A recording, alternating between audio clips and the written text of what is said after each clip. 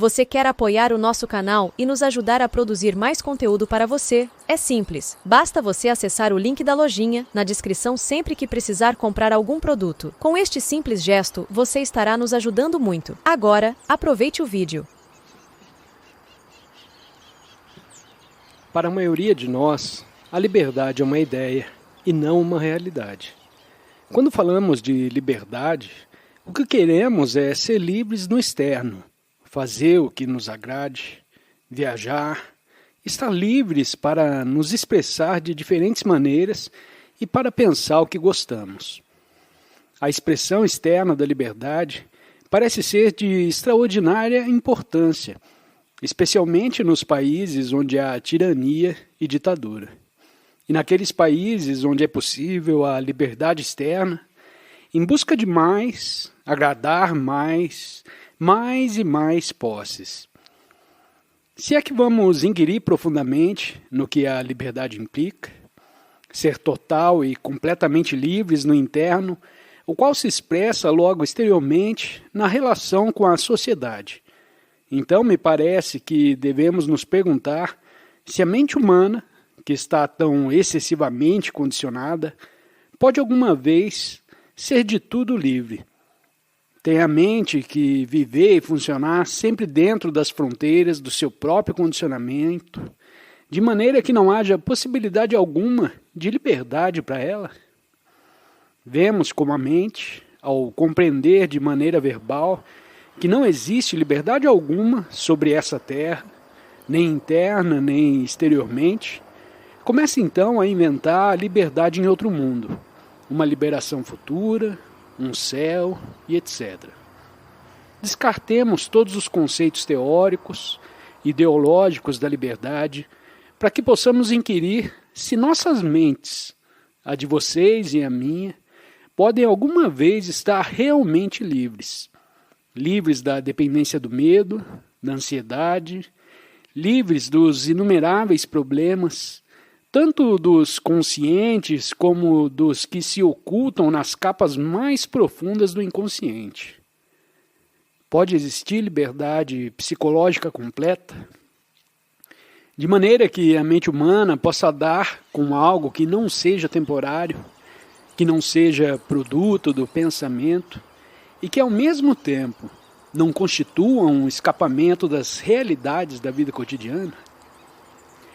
A menos que a mente humana esteja de tudo livre interna, psicologicamente, não é possível ver o que é verdadeiro, ver se existe uma realidade que não seja inventada pelo temor, que não seja moldada pela sociedade ou pela cultura em que vivemos, e que não seja um escapamento da rotina diária, com seu tédio, solidão, inquietação e desespero.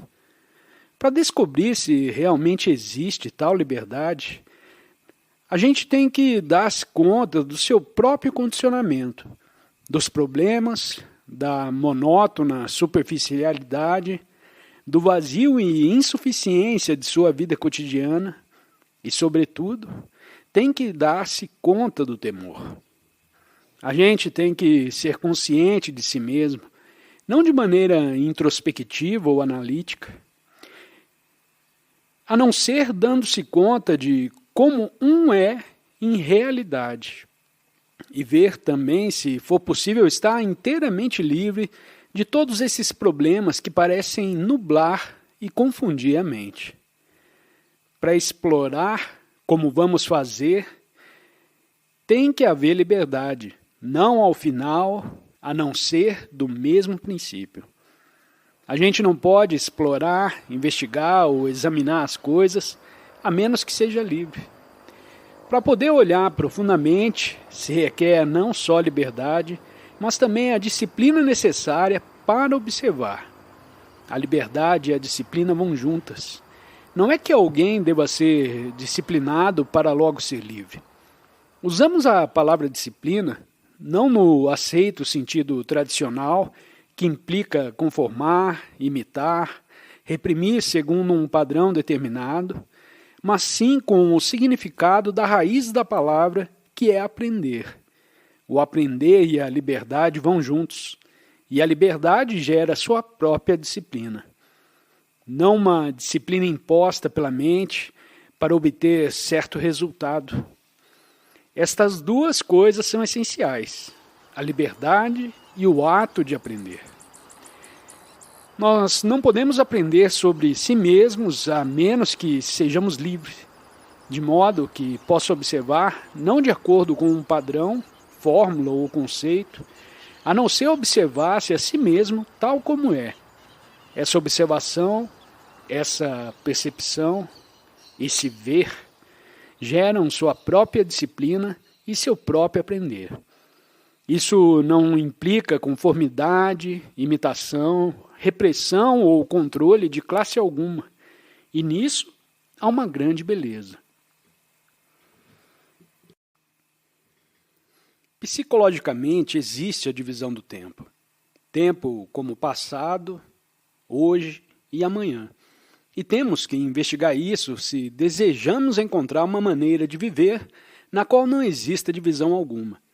Temos que averiguar se for o tempo como passado, presente e futuro, o tempo psicológico, a causa dessa divisão. É a divisão produzida pelo conhecido, como memória, que é o passado, que é o conteúdo do próprio cérebro? Ou é que a divisão surge porque o observador, o experimentador, o pensador, está sempre separado da coisa que observa, que experimenta? Ou é a atividade egocêntrica, que é o eu e o você, ao criar suas próprias resistências, suas próprias atividades isoladas, o que ocasiona essa divisão? Ao examinar esse assunto, temos que nos dar conta dos seguintes problemas: o tempo, o observador, separando-se a si mesmo da coisa observada, o experimentador, diferente da experiência, e o prazer, e se tudo isso tem algo que ver com o amor. Existe psicologicamente o amanhã? Existe em uma forma real que não seja invenção do pensamento? Existe um manhã no tempo cronológico, mas existe em realidade o manhã psicologicamente, internamente? Se existir o manhã como ideia, então a ação não é completa, e essa ação engendra divisão e contradição. A ideia do manhã, do futuro, é a causa de não ver muito claramente as coisas como são agora, e por isso pensamos: espero ver as coisas com mais claridade amanhã. Não é assim? Somos preguiçosos e não temos essa paixão, esse interesse vital que é necessário para inquirir. O pensamento inventa a ideia de chegar eventualmente, de compreender eventualmente, e para isso o tempo está necessário, e muitos dias são necessários. Traz o tempo compreensão? O capacita para ver algo muito claramente? É possível para a mente estar livre do passado, de maneira que não se ache atada pelo tempo? Psicologicamente, há o amanhã em termos do conhecido. Então, existe a possibilidade de estar livre do conhecido? É possível uma ação que não o seja em termos do conhecido? Uma das coisas mais difíceis é comunicar-se. Deve haver comunicação verbal, isso é óbvio, mas acredito que existe um plano mais profundo de comunicação, no qual não há unicamente comunicação verbal, a não ser comunhão, onde ambos nos encontramos no mesmo nível, com a mesma intensidade, com a mesma paixão. É só então, quando há comunhão, que é algo muito mais importante que a mera comunicação verbal. E como estamos falando de algo bem complexo, que toca muito profundamente nossa vida cotidiana, tem que haver não só comunicação verbal, mas também comunhão. O que nos interessa é uma revolução psicológica radical, não em um futuro distante, a não ser realmente hoje. Agora, nos interessa descobrir se a mente humana, que esteve tão condicionada, pode trocar imediatamente, de maneira que suas ações sejam uma unidade contínua, não fracionada, e, portanto, não escavada por seus arrependimentos, desesperanças, temores, ansiedades, seu sentimento de culpa e etc. Como pode a mente despojar-se de tudo isso e ser completamente fresca, jovem e inocente? Esse é realmente o problema. Não acredito que uma revolução tão radical seja possível enquanto exista divisão entre o observador e o observado, entre o experimentador e o experiente. Essa divisão é a engendra do conflito. Toda divisão tem que trazer conflito, e é óbvio que mediante o conflito, mediante a luta não pode haver troco no sentido psicológico profundo, mesmo que possa haver mudanças superficiais, assim como se enfrentarão a mente, o coração e o cérebro, nossa condição total, a esse problema da divisão. Dissemos que indagaríamos nessa questão do consciente e das capas mais profundas, ou seja, do inconsciente. E agora perguntamos por que existe essa divisão entre a mente consciente, que está ocupada em suas atividades diárias, preocupações, problemas, prazeres superficiais, subsistência e etc. E os níveis mais profundos dessa memória, com todas suas ocultas motivações, seus impulsos, suas demandas prementes, seus medos. Por que existe essa divisão? Existe porque estamos tão ocupados levianamente com o nosso bate-papo interminável, com nossa constante demanda de diversão, entretenimento, tanto religioso como de outra natureza, porque não é possível que a mente aprofunde e sonde nela mesma enquanto surja essa divisão.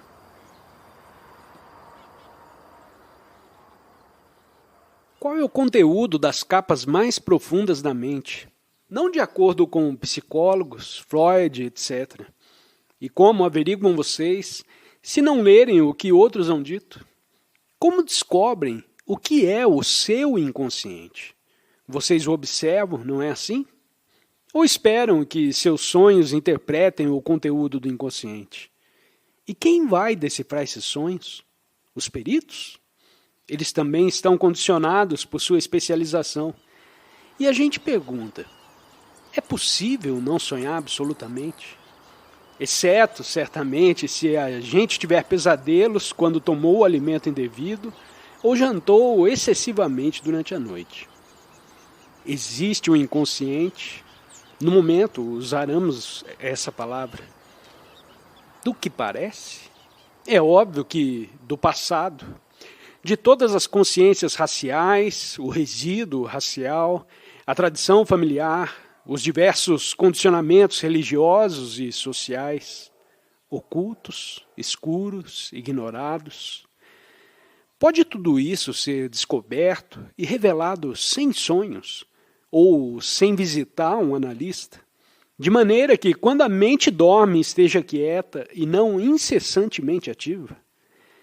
E pelo fato de estar quieta, não é possível que surja nela uma qualidade distinta, uma atividade de todo diferente, que esteja dissociada das ansiedades, temores, preocupações, problemas e exigências diárias? Para descobrir se isso é possível, ou seja, não sonhar absolutamente, de maneira que a mente esteja fresca ao despertar pela manhã,